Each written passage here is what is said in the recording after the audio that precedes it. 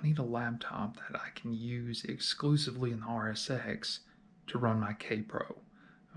So that way I can edit some things and do some data logging and things like that. So that's what we're going to kind of be working on today.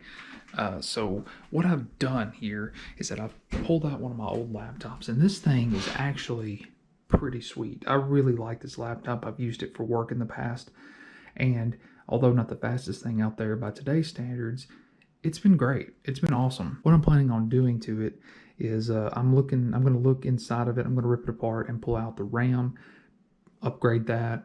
Going to look at the hard drive that's already in here, see if it's a solid state, which I doubt, and I'm going to upgrade that to a solid state because that's really going to help this thing get moving quick. So I'm going to pull this thing apart. I'm not going to go into depth on how to do it, but I'm going to pull it apart and see what upgrades that we can help this thing out with to help us out. We help it to help us. Does that make sense?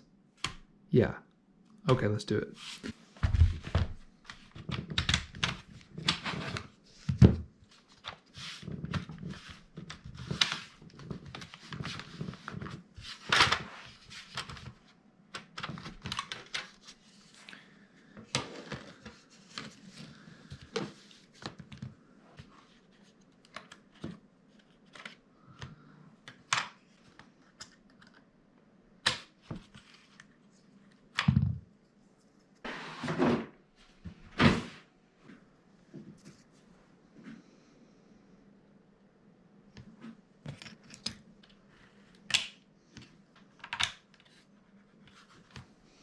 We're going from 2 4 gig sticks to 2 8 gig sticks. So essentially we're doubling the RAM, which is freaking sweet.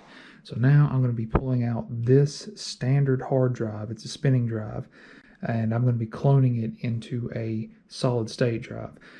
All you need to know, if you're not, I know this is a little bit different of content, but trust me, it's going to be worth it when we start tuning the car and using this exclusively in the RSX only. Speed is everything. So, when it comes to doing stuff like this, I just want it to be snappy and quick. So basically, let's pick out a hard drive to clone, and let's move on. Essentially, this is the hard drive I'm choosing. I've got a couple of these laying around. They're pretty expensive, or well, they were when I bought them. But this is a Samsung solid state drive. It is a 860 Evo, and it's a 500 gig drive. And the drive that's in here is also a 500 gig drive. I've got a couple of terabyte drives, but I'm not going to put one of those in here because that seems like a little bit overkill. I don't need that much space on something like this. So we're going to pull this one out, clone the contents to this, and then we should be good to go. Maybe these screws won't get lost forever in the void. Okay, what am I missing here? Slide this forward. Ah, there we go. Cool. So what we got? All right, this is an HGST 500 gig standard hard disk drive. A lot of these are in like PlayStation. So yeah, I mean, not a horrible drive. They work. But yeah, we're talking serious performance upgrade. We're going from a D16 to a K20A2 right here. So that's a language you guys understand. Cool. So I've got this thing ready to go. I'm just going to ghost this drive to this drive, so that way everything on here will be on here, and so that we don't have to do any reinstalling of Windows or anything like that, or copying over files, because I've already got KPRO and everything and that like that installed on this, and I've got some maps and stuff saved on here too. So I definitely want to get the information off of this drive. This is my wife's rig. This is what I'm going to be using to ghost the drive over, or copy it, whatever you want to call it. But I forgot that this is my wife's computer that I built for her. But it's I forgot that I took the power supply out of it and let my buddy Landon borrow it for a minute for his build or something. I can't remember exactly, but yeah, just had to I gotta wire the power supply back in, and then we can get started. For all you nerds out there that like to geek out over stuff with me, this is her rig. Got a Asus ROG 1060 Ti, I think is what that is. 32 gigs of RAM. I mean, it's pretty baller for what it is.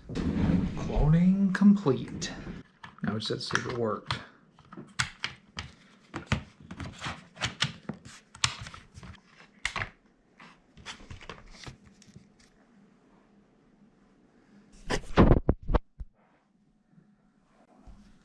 Well, that's a good sign.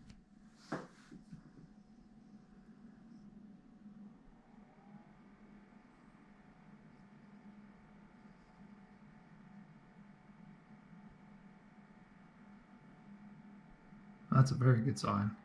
Boom. So it worked. Cool.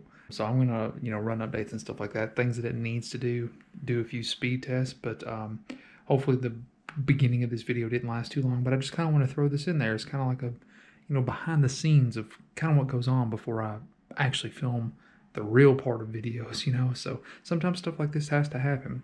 So anyway, let's go out to the car and start playing with KPRO. You guys may now refer to me as the Buster. I'm just kidding. I would never take that away from Mr. Paul Walker. Let's have some fun, shall we? Get that up as high as it can go. Get this chair back as far as it can go. You little people don't know how good you've got it. You really don't. So we're just gonna be playing with KPRO just a little bit. Saving my tune is one thing that I really want to do. The guy that tuned my car, he doesn't really do it anymore.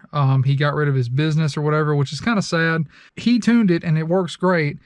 So, but I don't think that there's a way for me to, if something were to happen to my ECU, I don't think there's a way for me to get my tune from him. So I'm going to go in here and I'm going to download it and save my tune to my laptop, which is pretty cool. I'm just going to call it 2005 RSX-Type S K20 Z1 tune. Got that saved. There it is. Cool, cool, cool. So that is the table that Jason tuned up for me when the car was on the dyno way back in the day. So now I have that just in case anything goes awry, which is awesome.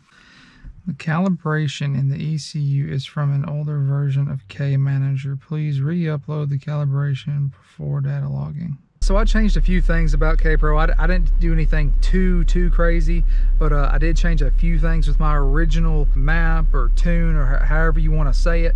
I enabled launch control just to kind of play with that and see how that works. I just kind of let it, I just kind of enabled it and then uploaded that and saved that as a separate tune all of its own. I raised my idle RPM up a little bit just because I feel like it was a little bit too low. It was around 800. I raised it up to 900, and the car seems to be just acting a little better like that. It just seems to like that, just to idle just a little bit higher.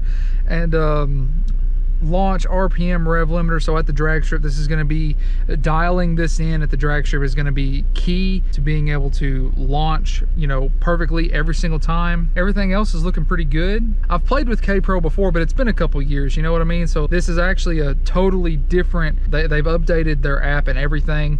It wouldn't even let me data log because it said the tune is old.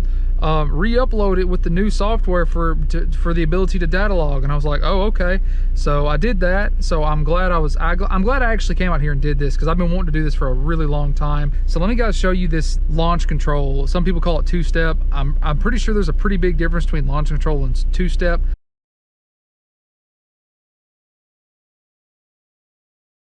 But I'll let you guys do the Googling on that.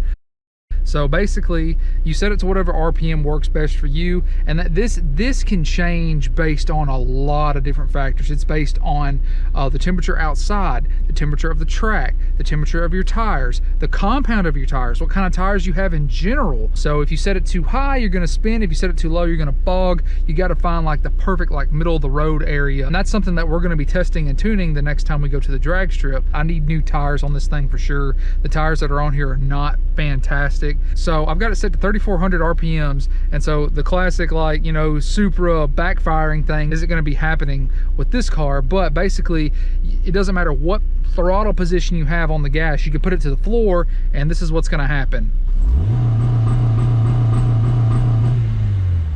So it stops it at that specific RPM, which is really cool. And so then I can just hold my foot down. It's not revving to an insane amount of RPMs that'll hurt the engine. What's happening is that it's just cutting fuel at that moment. You can't hurt the engine by doing that. It's going to be totally fine. And then so I can put my foot on the clutch, put this thing in gear, and then I can just keep my foot to the floor, and then I can just dump the clutch and it's going to roll off perfectly once it's dialed in perfectly. That's the key. It's not going to happen every single time. So with that being said, you guys, that's really all I wanted to play with. I don't think you can upload a tune while the car is running, so you're going to have to kill the key and get it back into its just ignition on position. So if we do that, just like that, we can open up my old calibration, save that calibration. Saving calibration, it just uploaded that real quick. Turn the car back on. Good to go. So launch control happens at any speed under 3 miles an hour, which is, you know, you could set it to 0 or whatever, but I think that's just kind of like a little safety net, you know. Now that it's off, I should be able to rev up to whatever. So yeah, that's as simple as it gets. There's so many different aspects to KPRO. It really is one of the best solutions to tuning your Civics or anything K-swapped or with a K-series in it. It really is cool. So you've got all these different parameters and stuff. You've got stuff that I don't even understand. Boost control, you can enable boost control. You got solenoid configurations, control method, frequencies, duty cycle limit. You got your closed loop tab. I've got a built-in wideband. We had to put that in. I'll click on the card. We put that in before we got tuned. Closed loop advanced, digital input, flex fuel. Heck yeah, you know, ethanol content input enabled. We can do that. You got your knock sensor stuff, fuel compensation, fuel injectors. So if you want to do launch control, you come down here to rev limits, you click enable launch control, you're good to go. But like I said, I can load a calibration that I already have, which is boom, that one, and then it's all set up for me. So I don't have to go in here and change everything. I can set this, I can have a tune for the street and I can have a tune for the strip, that's exactly what I want. All you need is a laptop to do it. And honestly, you know, this laptop's going to be fine. This thing was free, which is why I'm choosing to use this as my KPRO laptop. But you could get something so much smaller, like maybe like anything that can run the KPRO Honda K Manager. So yeah, I mean, you can use, I don't know if you could technically use an iPad, but maybe you could. Something smaller that you can keep in the car that doesn't weigh as much. I like having the full-size keyboard and all this stuff and plugging into the USB here. So yeah, so this is just super, super cool, you guys. So I think what I'm going to do is, let me check something real quick. Perfect. So I'm going to actually go for a quick little ride just to have a little bit of fun. I'm going to do some data logging, which will be pretty cool. May record it, may not. But we'll see. Okay, so I just data logged for a couple miles. I tried launch control. It was a little bit high. Didn't work out too well.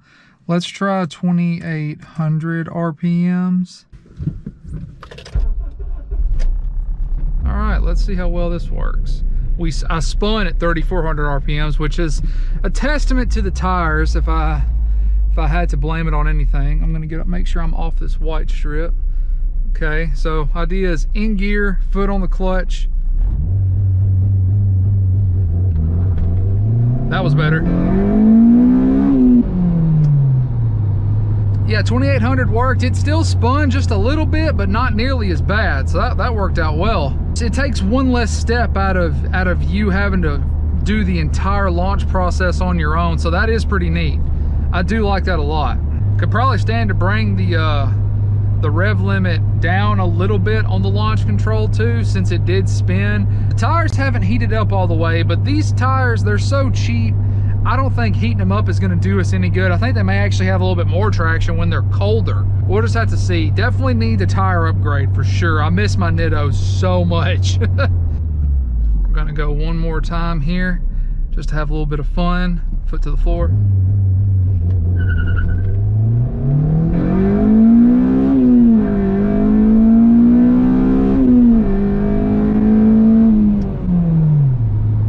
0 to 60 and how long? How fast was that? I'll have to go back and look. But yeah, that's super cool, you guys. So yeah, that is the buildup of my KPRO dedicated RSX laptop. It's definitely faster than it was for sure. That extra RAM and a solid state hard drive definitely worked out for it. We can't just soup up the car, you know. We got to soup up the hardware to work on the car. You know, it's like getting new tools. This is just another tool in the toolbox. So, and that's really neat for me, because my love for computers, that was probably like my first big hobby growing up. computers were the first things that I started messing with. Me and my dad, that's just what we did. And doing stuff to this laptop to make it faster for my convenience and to work on the car, it's two really big hobbies that I have just, you know, melding together, and that's really freaking cool for me. Anyway, you guys, that's gonna be it for this video. I really hope you enjoyed it. I hope you got something out of it. If there's other questions you might have about KPRO, no, this was not me. See, I'm not the only one that does this. I am not the only one, that's for sure. If you have any more questions about KPRO, I'm definitely no KPRO expert, but like I said, I have tooled around with it in the past, and you know, I'm starting to get back into it now that we're really trying to push for the K24 to be put in this thing.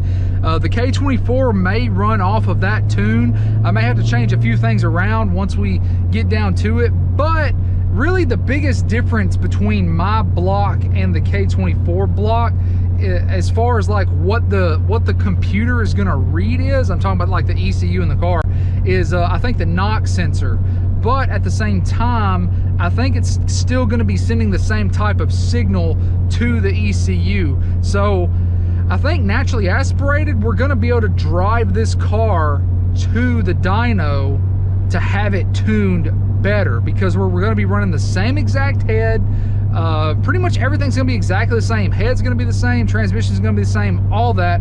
The biggest difference is gonna be the block, which is the whole point. We're gonna be making a shit ton more torque, at least that's what I'm hoping for.